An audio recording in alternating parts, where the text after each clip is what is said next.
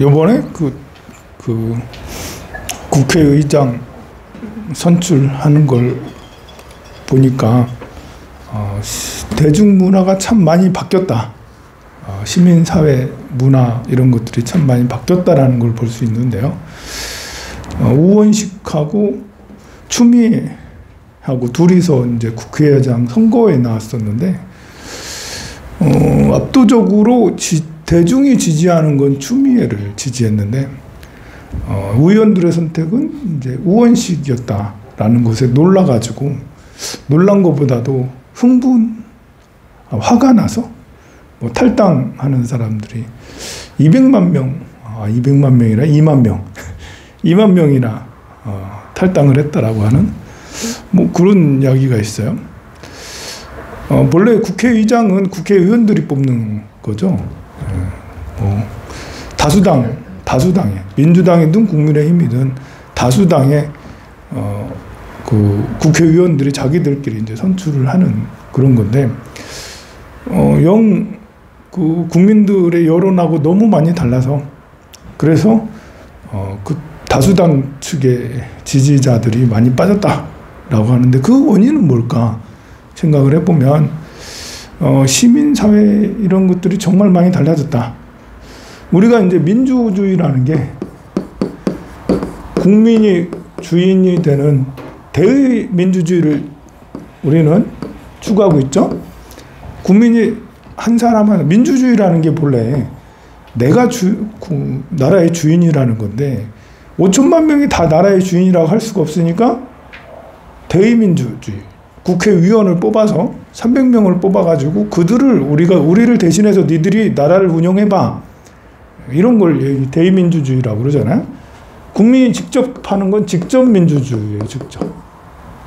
직접민주주의라고 할 수가 있는데 다 할 수 없으니까 대의민주주의로 그렇게 했는데 지금까지는 뭐 민주주의라 해도 대의민주주의 형식이다 보니까 대통령이 대의민주주의잖아요. 대통령이 나 대신 우리가 다 뽑았으니까 나 대신 나라를 운영해봐 했는데 여기에서 대의민주주의에서 효능감이 많이 떨어졌다라는 거예요.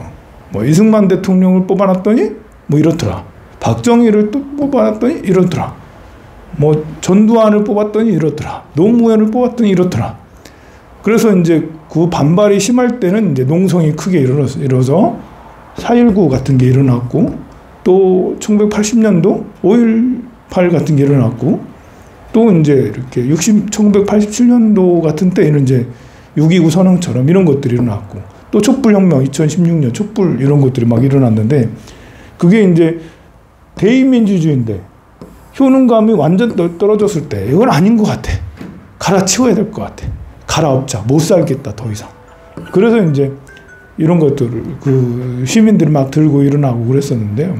들고 일어나는 방식이 점점 이제 예전에 독재가 심할 때는 뭐 이렇게 바로바로 반영되지 않고 참다가 이렇게 해서 4.19 같은 게 일어나고 참다가 6.29 이런 게 일어나고 막 그러는 것 같은데 지금은 사람들이 정치 참여를 대의민주주의에서 직접민주주의로 이렇게 조금씩 더 그러니까 국민들의 뜻이 더 대의민주주의이긴 한데 국민들의 뜻이 더 촘촘하게 더 반영되지 않나. 왜냐하면 온라인의 발달로 스마트폰의 발달 이런 것도 있고 뭐 이렇게 조직이나 이런 것들이 경제도 좋아지고 경제가 폭망해서 민주주의가 완전히 뭐 이렇게 독재가 막 계속 진행됐으면 사람들이 정치 참여 이런 것들에 대해서 사회 참여 이런 거에 대해서 굉장히 이렇게 부정적일 텐데 우리네 정치는 우리나라 국민들의 이렇게 경제는 계속 우상향해서 성장했단 말이에요. 경제가 성장한 것만큼 민주주의도 계속 성장을 해왔어요. 그러다 보니까 지금은 이런 AI 기술 또 스마트 네트워크 이런 것들과 더불어서 교육 수준 등등의 경제 수준 등등의 이런 것들과 더불어서 정치 참여 형식이 예전에는 그냥 농성 다 같이 모여서 농성하는 수준으로 막 이렇게 했다면 노무현 대통령 때부터는 노사모 해가지고 그때 엄청나게 많은 사람들이 뭐 노사모함에 참여를 해서 정권을 완전히 바꿔버렸잖아요. 노사모가 없었으면 당시에 정권이 이렇게 이인재가 나타나지 않았고 이인재가 나 안 할 거야 했으면 그럼 이런 일이 없었고 노사모가 없었다면 그런 일이 돼 있었지 않았을 텐데 어쨌든 그때가 이렇게 해가지고 새로운 현상들이 일어났죠. 이때 이제 노사모 참여했던 사람들이 이제 이때 그 이후로 참여연대가처럼 이렇게 여러 가지 사회에 풀뿌리 민주주의처럼 여러 단체들을 만들어가서 시민들이 그 단체 활동들을 많이 했어요. 그것이 한 20년 동안 쭉 진행이 되어 왔는데 그 사이에 뭐 참여연대 같은 참여하는 그런 시민들에 대한 부정적 평가도 많이 있어가지고 점점점 그 사람들이 줄어들고 지금 현대 정권의 윤 대통령께서는 그 사람들은 전부 다 비리다. 그 민주주의 무슨 교육 같은 거 다 없애라. 그 완전히 뒤에서 그 예산 따먹는 귀신들이다. 해가지고 그걸 다 박해를 해서 다 박살이 나고. 근데 그렇게 박살 나게 된 것도 역시 국민들의 기대가 시민들이 서로 참여해서 활동해 봤는데 효능감이 좀 별로더라. 그러면서 이제 이 사람들이 정당 활동으로 지금은 많이 이동을 했다라는 거죠. 그래서 시민사회 참여연대 이런 거 활동할 때는 이제 여기에 돈 10,000원씩 내고 50,000원씩 내면서 거기서 활동 많이 했거든요. 한 20년 가까이. 이제 그랬는데 효능감이 많이 떨어지면서 이건 아닌 것 같다 하면서 더 효능감이 더 나을 것 같은 정당 활동들로 이동을 많이 한 것 같다. 그래서 지금 이제 그 민주당의 당비를 내는 사람들이 120만 명이라는 거죠. 이렇게 많은지 몰랐단 말이죠. 그리고 민주당적을 가졌던 사람들이 다 하면 500만 명이라는 거죠. 우리나라 인구가 5천만 명인데 그 중에 10%가 민주당원이 한 당원 갔다가 뭐 지금 활동 안 하기도 하고 어쨌든 지금 내는 사람들은 120만 명인데 이건 세계 유례 없는 세계 민주주의 역사상 정치 역사상 공산당도 이 정도는 아니다. 중국 공산당은 1억 명이거든요. 1억 명이에요. 14억 인구 중에 1억 명 10%가 안 된다고. 뭐 북한 공산당이 뭐 이렇게 10%가 되겠어요? 근데 지금 우리나라는 특이하게 뭐 이렇게 국민의힘을 지지하거나 이런 사람들은 뭐 그런 것도 있었나 할 정도 그러는데 이상하게 이쪽 그 민주당 쪽에 내가 민주당을 지지한다고 지지하는 사람이 이렇게 많다고 생각하지는 않아요. 이거는 이제 정부가 좀 잘 됐으면 좋겠다라는 이런 반정부적인 그런 것 때문에 그런 거지 않겠나. 어쨌든 엄청 많은 것은 그래서 이번에 추미애 당선이 되지 않고 의원식이 된 거에 대해서 굉장히 반발이 심했던 것은 국회의원장 가지고 이렇게 떠들고 한 적은 없었거든요. 그런데 그거는 이만큼 시민들의 의식이 많이 바뀌어서 효능감이 좋은 정당 쪽으로 가지 않았나. 이번에 국회의원들도 보면 아무리 이재명이 나 저 사람 추천하고 싶어, 저 사람 추천하고 싶어, 저 사람 추천하고 싶어 해서 기존의 유명인들을 떨어뜨리고 이재명이 마음에 드는 사람을 추천했다 해도 그게 이렇게 당원들의 적극적인 지지가 없었으면 전부 다 이제 이렇게 낙선됐었을 거거든요. 그런데 당원들의 적극적인 기존에 유명했던 사람들도 신기하게 다 떨어지고 이렇게 당에서 미는 사람들이 전부 다 됐단 말이에요. 그런 것은 정당의 효능감을 발견한 이건 되는구나. 우리 뜻이 반영이 되는구나. 이런 것에 대한 효능감 때문에 변한 것 같아요. 그래서 지금은 정말 이제 직접 민주주의? 우리가 진짜 원하는 것은 직접 민주주의잖아요. 대의민주주의도 좋아요, 사실은. 근데 우리가 똑똑하다고 뽑아놓은 사람들이 엉뚱한 짓을 해대고 그러니까 국회의원에 대한 믿음이 별로 없잖아요. 대통령도 퐁당퐁당 잘했다 못했다 잘했다 못했다 이거 용 아닌 것 같아. 그래서 지금은 뭐 앞으로 AI도 많이 좋아지고 뭐 이렇게 네트워크도 훨씬 발달된 지금은 국민의 뜻이 바로바로 반영되는 직접 민주주의도 불가능한 건 아니다. 물론 이제 직접 민주주의라는 것이 이제 모두 다 한 사람 한 사람 다 반영하기는 어렵지만 국민들이 뜻하는 것을 반영하는, 국민들이 60% 이상을 원한다. 그러면 이것을 반영을 해야 하는 그런 곳으로 나아가지. 그래도 국민들의 뜻이 모두 다 옳은 건 아니겠지만 그래도 국민의 뜻을 반해서 가는 것보다는 훨씬 낫지 않겠나 그런 생각이 들어요. 이런 걸 보면서 저는 또 황룡사에 대해서 고민하지 않을 수 없어요. 황룡사도 우리도 이렇게 정치활동이라 할 수도 있죠. 우리 황룡사는 꿈이 뭐겠어요? 황룡사의 꿈. 황룡사의 꿈은 곧 제 꿈이고 여러분들의 꿈이 되어야 돼요. 황룡사의 꿈은 황산 스님의 꿈이다. 뭐 그럴 수 있죠. 그런데 황산 스님의 꿈이나 신도들의 꿈이나 같아야 되는 거거든요. 그래야지 팬덤이 형성이 되고 와 우리도 그 효능감, 야 내가 절에 다니니까 너무 재밌다 행복하다 이래 되는 거잖아요. 그런데 여러분의 꿈하고 스님의 꿈하고 다르면 여러분이 다닐 때마다 좀 이상한데? 좀 삑살 나는 것 같은데? 여기 다니면 재미없는데? 이렇게 될 수가 있단 말이에요. 그러면 이제는 제가 여러분들의 꿈, 나의 꿈을 여러분들에게 전파를 해서 나의 꿈은 이겁니다 라고 해서 여러분들을 설득을 하든 아니면 여러분들이 우리의 꿈은 이거예요. 스님 그거 그만하세요. 라고 그렇게 하든 해야 되는 거잖아요. 그럼 여러분들은 알아야 돼요. 저 황룡사의 꿈은 뭐지?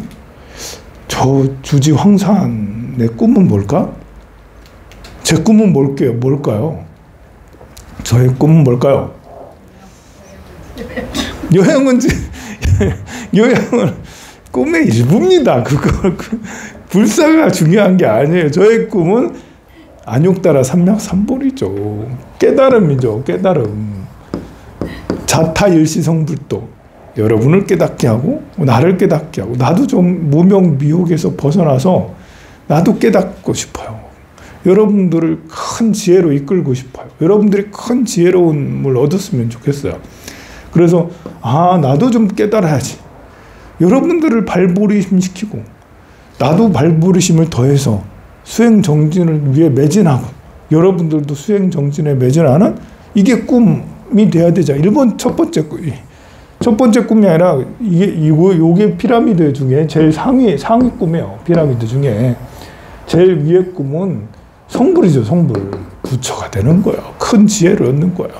이게 최고의 요 밑에 하위에 들어가는 것도 여기에 이제 몇 가지가 있죠. 그 하위로 들어가는 게 두 번째가 극락왕생이죠. 극락왕생입니다. 여러분들 보고 다 죽으라는 얘기 아니에요. 극락세계에 왕생한다는 것은 지금 이 순간에도 극락을 이루고자 하는 그런 것을 말하는 거고 그게 잘 안 되니까 아미타 부처님 전에 서방세계에 왕생하자. 이 생에 깨달음을 이루는 거 약간 글렀잖아. 우리 거사님 이 생에 깨달음 이룰 것 같아요? 안 될 것 같잖아요. 그죠? 이 생이 안 되면 다음 생으로 가자. 희망을 가지고. 이 생에 깨달음을 향한 마음을 가지고 이 생에는 좀 어려우니 다음 생으로 패스하자라고 좀 기간을 넓게 보고 그래서 이제 극락왕생을 얘기를 하는 거예요. 극락왕생한다고 지금 현재에 덮어버린다는 건 아니죠.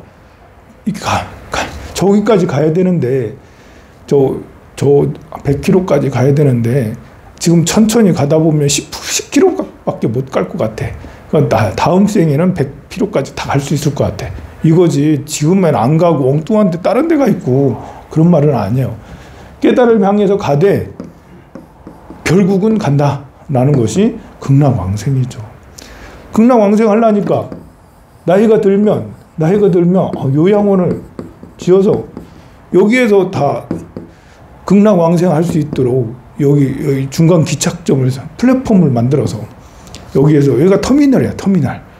극락왕생 가는 터미널. 황룡 버스 출발하는 곳 여기야. 황룡사. 그래서 극락왕생 가는 거기 가는 버스 표를 받을 수 있고 여기서 이렇게 가는 버스를 타는 곳이라 생각해서 요양원을 짓자라고 이렇게 하는 그런 것이죠. 그리고 이제 불교대학을 하고 경전반을 하는 이런 것들도 발보리심을 위해서 하는 거고, 지금처럼 40불공을 하고 순례와 방생을 가는 것도 역시 여러분들의 깨달음을 위해서 이렇게 하는 거죠.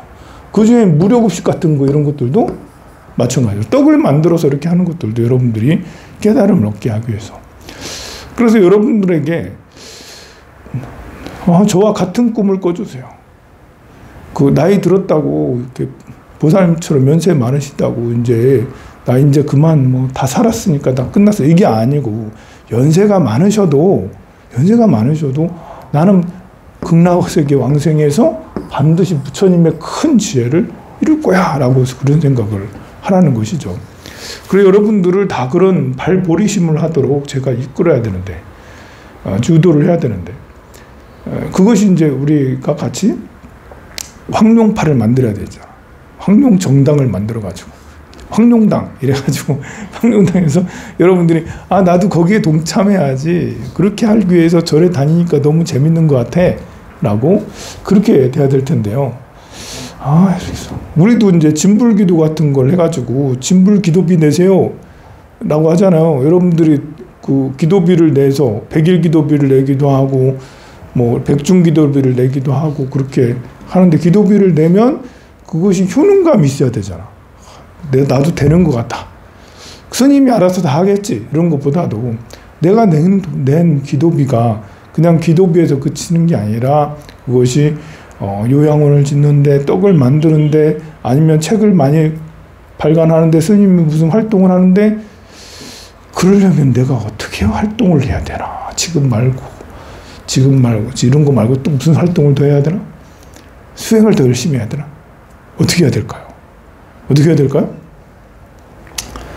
그건 천천히 말씀해 주시고요. 그 다음에 또 이제 요즘에 이렇게 나오는 뉴스들 보면 놀라운 이야기들도 있어요. 보면 뭐냐면 우리는 지금 쌍방울 얘기를 엄청 많이 들었잖아요. 쌍방울이 어렸을 때는 내복으로 메리아스로 맨날 쌍방울 메리아스, 빤스 메리아스 이걸로 유명했는데, 여러분 어렸을 때 쌍방울 안 입은 사람 없을 거예요. 우리 국민 메리아스였잖아. 국민 메리아스. 누구나 다 쌍방울이 메리아스. 몽고 메리 뭐 이런 거 하고 그거 다 먹고 입고 그랬는데, 그 쌍방울이 뭐 이렇게 계속 이재명하고 무슨 얘기가 계속 나와가지고 뭔지 이렇게 하다가 요즘에는 국정원에서 문건이 발견됐다라고 하죠. 국정원의 문건이 공개가 됐다라고 그래요. 뭐냐면 쌍방울하고 북한 공작원이 있어요. 북한 공작원하고 서로 짜고, 북한 쌍방울의 의복이나 이런 거 만드는 것을 북한에서도 돕는다 이렇게 해가지고 하면 쌍방울 주가가 엄청 오르잖아요. 그렇잖아요. 북한에서 만들고 이렇게 해서 세계에 수출할 거다 이러면 비전이 있잖아. 그러면 이제 영업이익이 증가할 거고, 그럼 사람들이 거기에 세력들이 막 붙어서 주가를 부양할 거라고요. 그렇게 주가 부양을 하면, 그럼 주가 부양한 것을 이제 매주 50억을 부양돼서 이익금이 몇 프로겠죠. 그 중에 대표적으로 50억을 신세계 상품권을 사가지고 북한으로 대북 송금을 하는 그런 공작을 쌍방울 전 회장하고 북한 공작원하고 계속 몇 년 이렇게 해가지고 했다라는 거예요. 세상에. 야, 진짜 대단한 뉴스 아닌가요? 대단한 이야기 아닌가요? 야, 이런 일이 지금도 있었나 할 정도로 이렇게 북한하고 쌍방울하고 그런 이렇게 주가 조작을 위한 서로 공작을 했었는데, 이 공작 활동이 검찰에서도 이걸 처음에 이걸 발견하고는 입수를 하고는 그렇게 수사를 했단 말이지. 그런데 수사를 쭉 진행하다가 수사 방향이 바뀌어요. 수사 방향이 갑자기 이재명이 나오더니, 이재명의 북한 대북 활동을 하는데 북한 방문하고 하는데 거기에 대납을 했다. 이재명이 이제 무슨 이제 변호사비 이런 걸 대납을 쌍방울 측에서 했다라는 거 방향을 바꿔버린단 말이죠. 여기에서 이제 방향을 바꿀 때 쌍방울 회장한테 이렇게 외압이 들어갔을 우려가 굉장히 많다. 사실 쌍방울하고 북한하고 이런 공작을 했다라면 이러면 국가보안법이고 국가보안법보다도 금융 무슨 법 이런 거 있잖아요. 주가 부양을 해서 이렇게 금융 조작하는 이것들은 형량이 되게 세요. 굉장히 무겁거든요. 이 많은 형량 중죄를 이미 쌍방울 전 회장은 주가 부양하기 위해서 주가 조작을 하다가 2년 반인가 선고를 받은 채 이미 전범이 있어요. 이미 전과가 있어. 해본 놈이 더 하려고 한다고. 출소하고 나서 다시 주가 부양 어떻게 할 수 없을까 해서 쌍방울에 자회사 무슨 마너스인가 미너스인가 이런 걸 만들어가지고 거기에 주가 부양을 위해서 막 이렇게 하는 과정에 북한을 끌어들여서 그렇게 하겠다는 공작 활동을 했다라는 것이죠.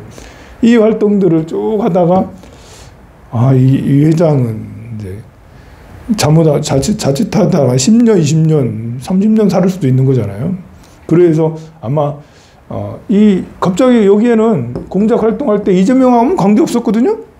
아무 얘기도 없었어. 이재명하고 관계 있는 게 아무도 없었는데 갑자기 검찰 측에서 이야기를 지금부터는 내피셜이에요. 아닐 수도 있는데 이야기를 이재명을 끌어들여가지고 이 쌍방울 전 회장한테 회유를 했겠죠. 야 이거 진술 여기 이재명 연관 있다고 얘기해라.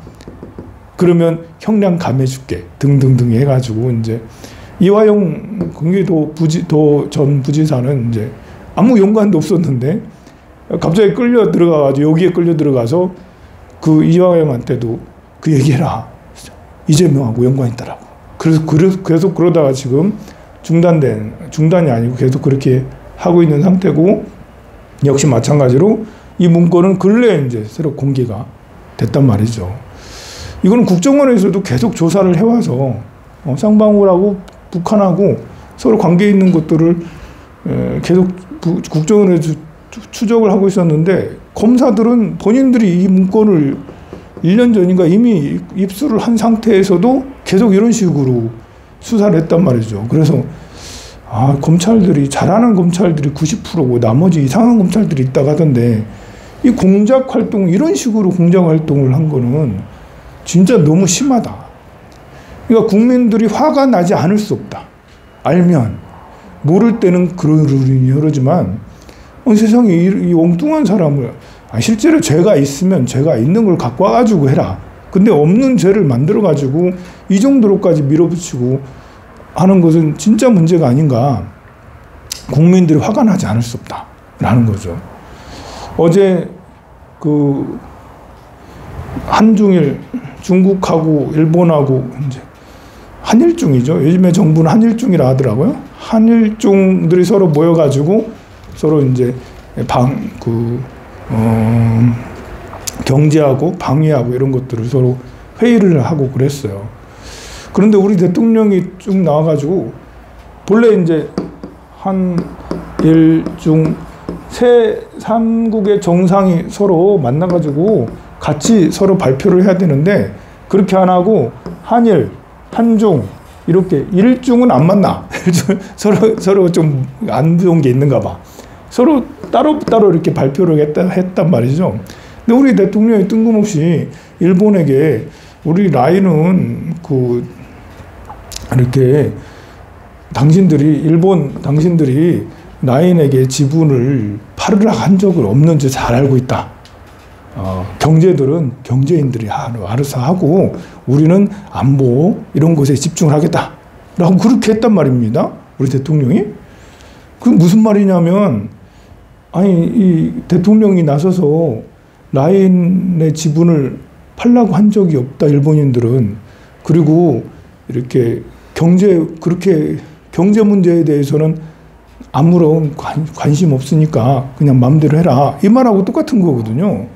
그래서 어제 전에도 대통령실에서 이상한 말 했지만 어제도 대통령이 직접 본인이 일본인들을 대변을 해주면서 라인 지분을 요구한 적 없죠? 일본에서 없습니다. 그러니까 이렇게 이 문제를 우리가 무슨 그 어떤 걸로 삼지 않고 이제 우리 잘 지내 왔으니까 앞으로 잘 해보자고 이렇게 했단 말입니다. 그랬어요. 근데 중국하고는 일본하고는 이제 그랬어요. 이제 중국에게 일본이 이제 제재 좀 풀어라. 수산물 중국 여러분 우리 수산물 좀 받아줘 했더니 중국에서는 야 너네들 오염수 풀어줘. 오염수 아니 풀어주는 게 오염수 막아. 오염수 내보내지 마. 당당하게 중국은 일본에게 또 요구를 했단 말이에요 어제. 근데 우리는 일본에게 아니 라인 뭐 요구한 거 없잖아요. 괜찮아요. 그거 괜찮고요. 우리 한번 잘해봅시다. 이렇게밖에 우리는 요구를 하나도 안 했단 말이죠. 그래서 참 난감하다. 라인이 AI가 잘 되려면 빅데이터가 중요한데 세계적 빅데이터를 우리가 갖고 있는 건 유일하게 라인밖에 없어요. 카카오는 국내용이잖아요. 그리고 라인 말고는 우리가 세계에 진출해서 아니 하이브가 뭐 BTS가 뭐 공연을 많이 해서 많은 CD를 팔고 해서 이렇게 팬덤이 많다고 하지만 그 가서 공연하는 것을 빅데이터를 뭐 하는 이런 거 뭐 수집하는 건 아니거든요. 세계에서 가장 많은 빅데이터를 갖고 있는 사람들은 구글하고 마소하고 애플이잖아.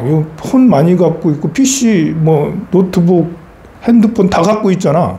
이 세 개 회사가 다 꽉 쥐고 있어요. 이 마소하고 애플하고 구글이 전 세계의 모든 데이터들을 쥐락펴락하고 있단 말이죠. 그래서 이들이 AI에 도전을 해서 지금 AI의 선두주자인데 그래서 엄청난 AI 발전 막 하고 있는데 우리나라는 거기에 10분의 1도 못 미치는 그냥 조그만한 갖고 있는 게 라인이거든요. 라인. 그래도 이거 이제 갖고 있는데 이것마저도 일본에게 뺏길 처지가 됐어요. 근래에 세계에서 투자가 제일 많이 일어나는 데는 미국이죠. 미국이 세계에서 제일 투자를 많이 받고 있고 하고 있어요. AI뿐만 아니라 인프라 뭐 여러 가지 반도체 많이 하고 있어요. 그 다음에 이제 반도체나 AI 이런 쪽으로 투자를 많이 하는 그 다음에 많이 하는 나라가 일본이에요.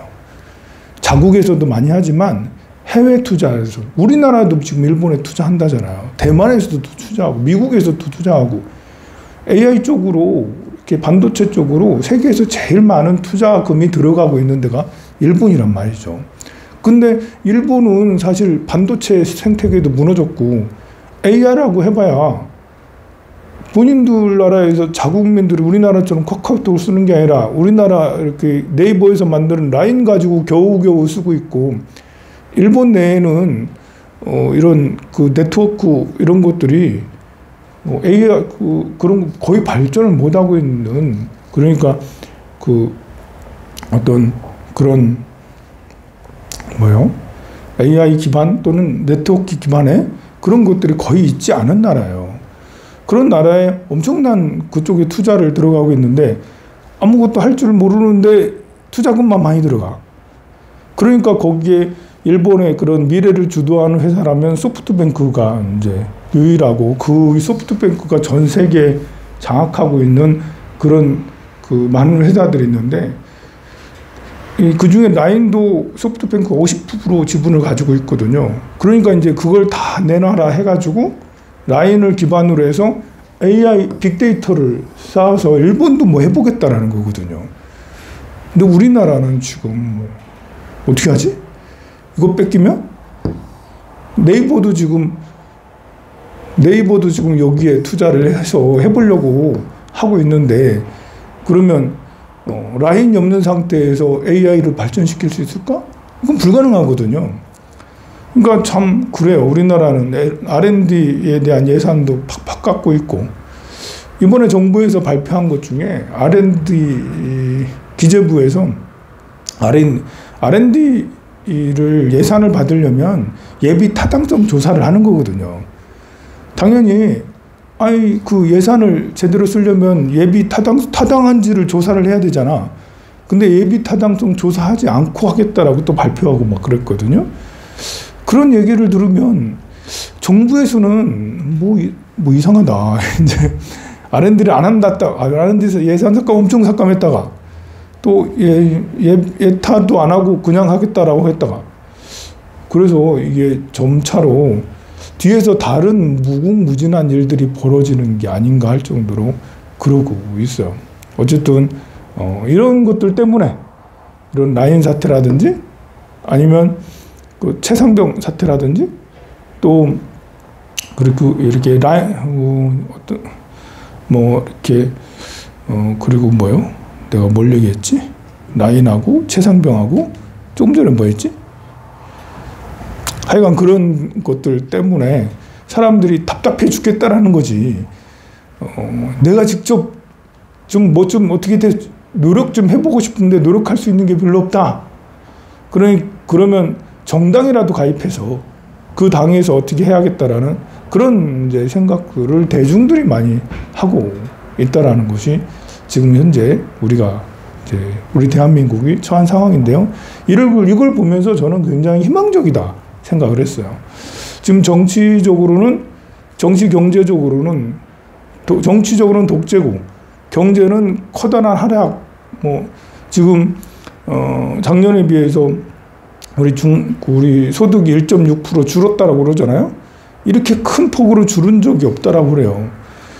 이렇게 저소득층은 더더욱 어렵고 또 중산층이라 해도 우리가 앞으로 어떻게 먹고 살지라는 걱정은 더 크고 그래서 정치가 사회에 미치는 영향이 너무 크다.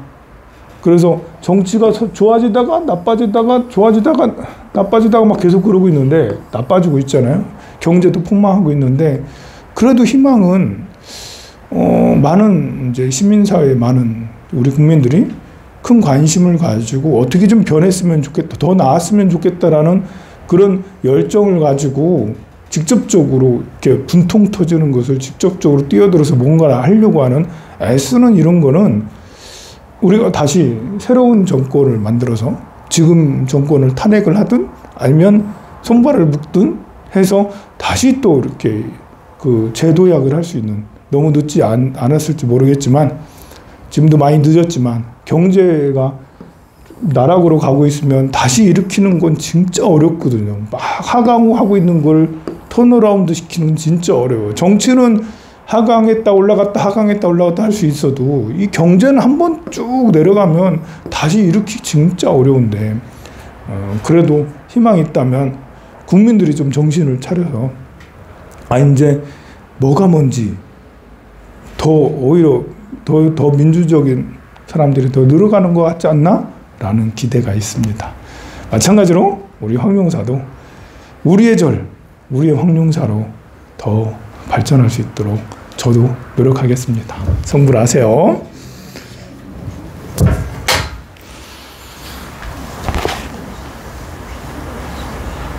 서울 갔다 왔어요? 네. 서울에 시위 많이 해요. 서울에 시위 많이 해요? 네.